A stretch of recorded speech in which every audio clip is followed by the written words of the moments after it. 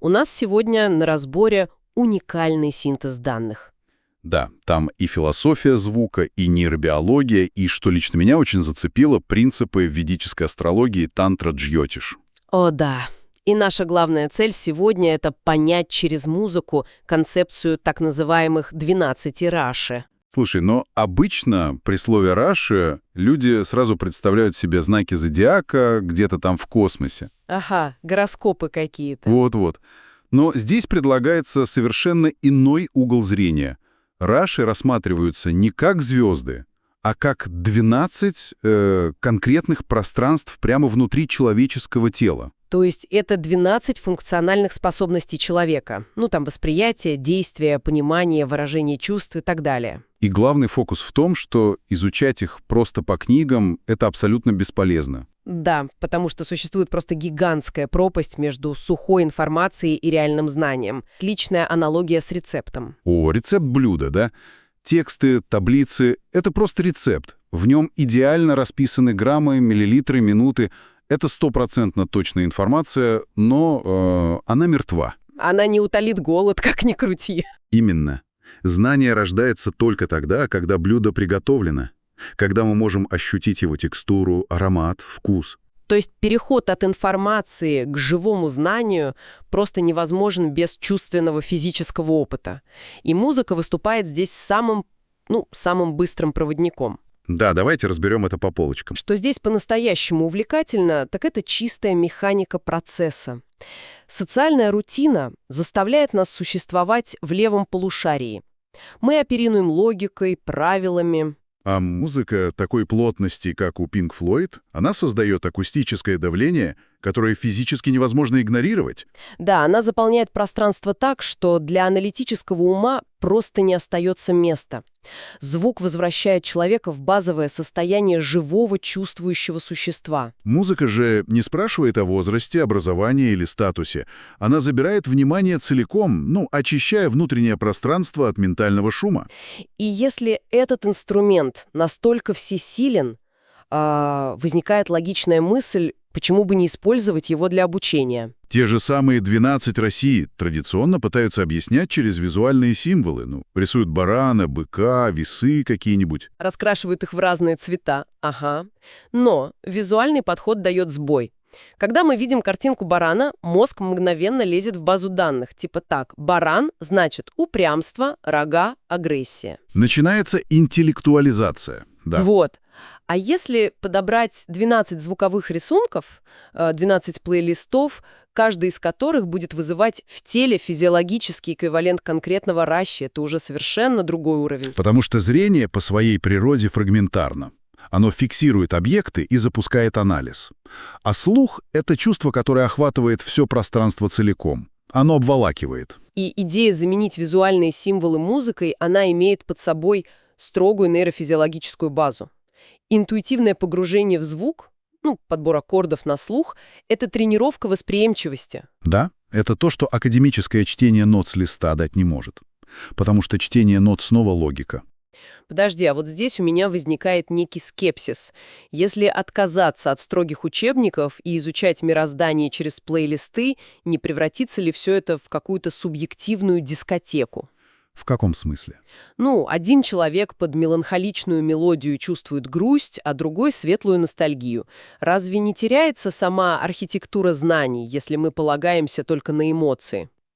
Это крайне важное замечание, слушай. Но стоит взглянуть чуть глубже. Архитектура не только не теряется, она здесь раскрывается в чистом виде. Так, интересно. Дело в том, что музыка — это не просто хаос эмоций. Это математика, переведенная в вибрацию.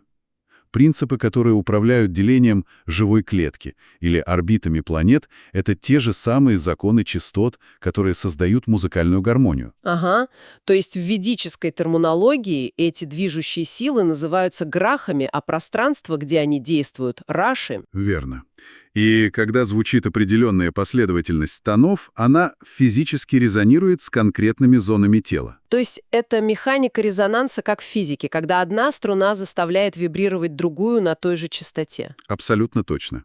Например, более низкие грудные частоты физически резонируют в области анахаты. Это грудной центр, связанный с чувствами. А более высокие звонкие частоты создают вибрацию в области горла, вишудхи, центра выражения. То есть структура никуда не исчезает, она переходит в формат акустической волны. Да, и если звук — это такой точный архитектурный инструмент для настройки нервной системы, очень интересно посмотреть, как это работает в реальной жизни. О да, мы же каждый день проходим через разные психологические состояния, которые, по сути, и есть смена этих энергий грах и раши. Возьмем типичное утро. Человеку нужно проснуться, пойти в спортзал или прорваться через пробки навстречу. Ему нужна энергия для преодоления преград. И здесь в игру вступает сила, которую называют Мангала или Марс. В системе Раши это 1 и 8. И музыкальным эквивалентом для активации Марса является рок. Причем с обязательным акцентом на электрогитару с дисторшеном. Вот почему именно электрогитары вызывают желание просто свернуть горы. Секрет кроется в частотной характеристике перегруженной гитары. Эффект дисторшена добавляет к основному тону огромное количество обертонов. Создается такой плотный, агрессивный звук. И ухо воспринимает эти резкие гармоники как сигнал напряжения. Да, сигнал, требующий немедленной реакции. Это вызывает легкий контролируемый выброс адреналина и кортизола. Пульс ускоряется, мышцы приходят в тонус. Идеальный акустический симулятор преодоления препятствий. Энергия Марса — это напор, действие. Поэтому ритмичный джаз или тяжелый рок так часто звучат там, где люди активно работают руками, строят что-то. Совершенно верно. А теперь представь, этот же человек приезжает в офис. Ему нужно сесть за огромную таблицу, свести годовой баланс или написать сложный код. Напор больше не нужен, нужна железобетонная структура. И тут происходит переход в состояние 10-го раши, за который отвечает Шани, Сатурн. Энергия статуса, порядка, рутины. Идеальный саундтрек для этого — классическая музыка без слов. Подчеркивается, что ударные инструменты уходят на задний план, а доминируют струнные. Здесь очень важен отказ от вокала. Эволюционно наш мозг настроен моментально выхватывать человеческую речь из любого шума. Слова заставляют мозг отвлекаться на расшифровку смыслов. Точно. А когда вокала нет, и ударные заменены на плавное движение смычка по струнам, создается непрерывная звуковая волна. Струнные дают ощущение непрерывности. Это успокаивает систему распознавания паттернов в мозге. То есть Сатурн — это и есть монотонность, структура и сдержанность. Мозг может полностью сфокусироваться на задачу, не отвлекаясь. А теперь давай перейдем к коммуникации. Допустим, нам нужно переварить поток информации, провести переговоры. За это отвечает Будха-Меркурий, 3-й и 6-й раши. И вот тут, слушай, я хочу немного поспорить, ну или, по крайней мере, выразить удивление. Что такое? В качестве активатора энергии Меркурия называется рэп и речитатив. Серьезно?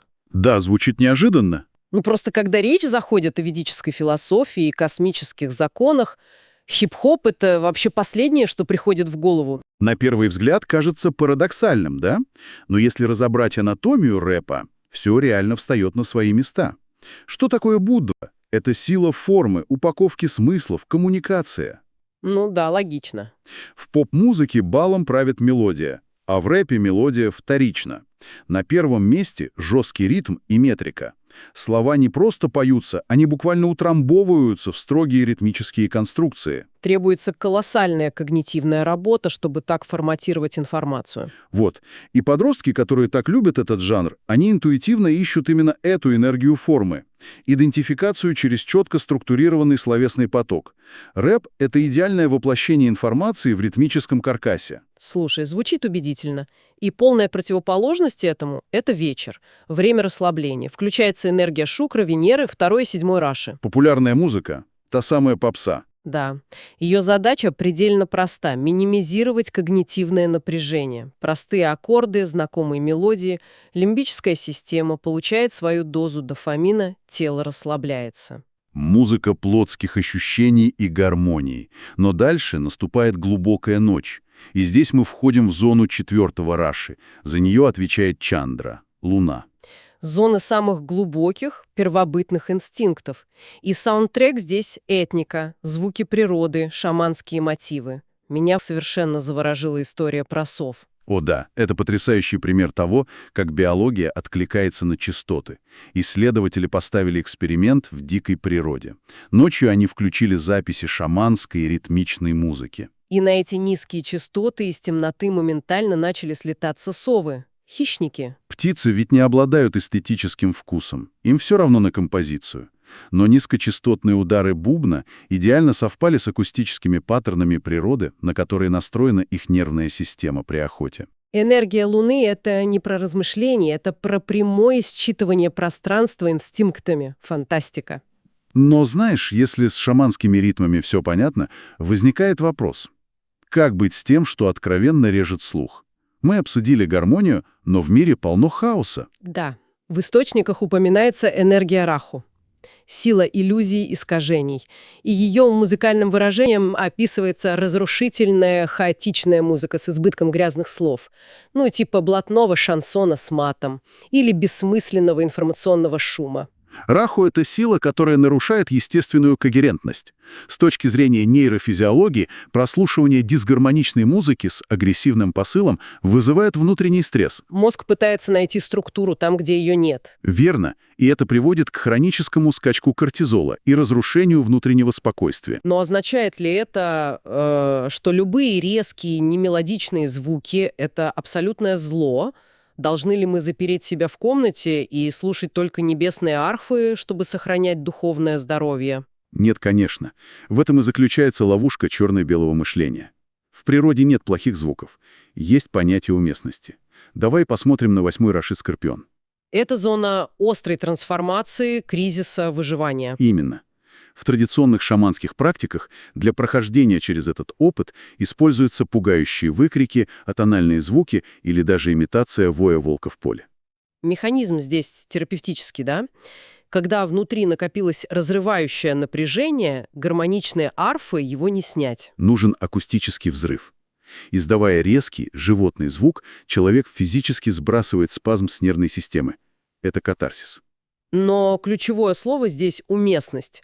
Выйти в ночное поле и выть — это исцеление, а сделать то же самое днем в закрытом офисе на совещании. А через весь этот путь, от пульсирующего рока и рэпа до шаманских барабанов и трансформационного воя, логично задаться вопросом, а откуда вообще берутся все эти частоты, в чем они существуют? И здесь мы подходим к концепции акаши пространства и, соответственно, тишины. Умение слушать тишину преподносится как высший пилотаж аудиального опыта. Слух — это инструмент познания самого пространства. За это отвечает Граха-гуру, или Юпитер, сила расширения и мудрости. Да, там есть понятие шрути или шраваната, то есть услышанное знание. Это не прочтение лекций. Считается, что самые глубокие истины существуют в виде тонких вибраций. И чтобы их воспринять, нужно отключить главный источник отвлечения — зрение. Закрыв глаза, человек становится способным буквально услышать структуру реальности. Знаешь, долгое время было принято использовать клише, мол, тишина в музыке — это холст, на котором композитор пишет картину. Но мне кажется, есть более точная механическая аналогия. Какая же? Тишина — это гравитация в космосе. Вот если убрать гравитацию, планеты, то есть наши ноты, они потеряют свои орбиты, сорвутся с мест и превратятся в хаотично летящие куски камня, которые просто сталкиваются друг с другом. Ого, отличный образ. Именно тишина удерживает звуки на правильном расстоянии, задает им ритм и превращает шум в стройную систему аккордов. И 12-й раши, рыбы, это как раз опыт соприкосновения с этой бесконечной гравитацией. Прекрасная аналогия. И если посмотреть на то, как человек интуитивно взаимодействует с этим пространством, стоит вспомнить самую базовую практику.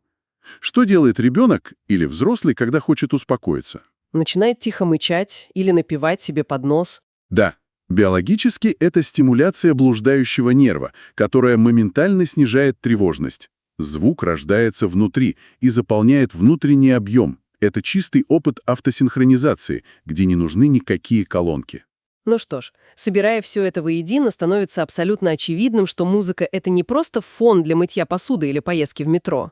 Далеко не фон. Это настоящий лайф-девайс, пульт управления нервной системой. Код, который способен ввести человека в состояние любого из 12 раши. Звук форматирует нас изнутри в точном соответствии с теми частотами, которые мы в себя впускаем. И знаешь, это подводит нас к финальной и весьма провокационной мысли. В древних традициях, например, в индийской классической музыке, существуют раги, особые мелодии. Да, и их категорически запрещено исполнять в неправильное время суток. Именно, утренняя рага играется только на рассвете, ночная — только ночью. Считается, что ошибка может разрушить гармонию всего пространства. И это реально заставляет задуматься. О чем? Ну смотри, если каждый отдельный жанр, каждый ритм гитары буквально запускает в нашей крови мощнейшие процессы, активирует разные нейронные пути, то какой невидимый хаос мы создаем внутри своего тела каждый день? Когда просто нажимаем кнопку «Шаффл» на случайном плейлисте. Да. Возможно, пришло время взглянуть на свою медиатеку не как на список развлечений, а как на аптечку с сильно действующими препаратами. На сегодня у нас все. До новых встреч! Пока.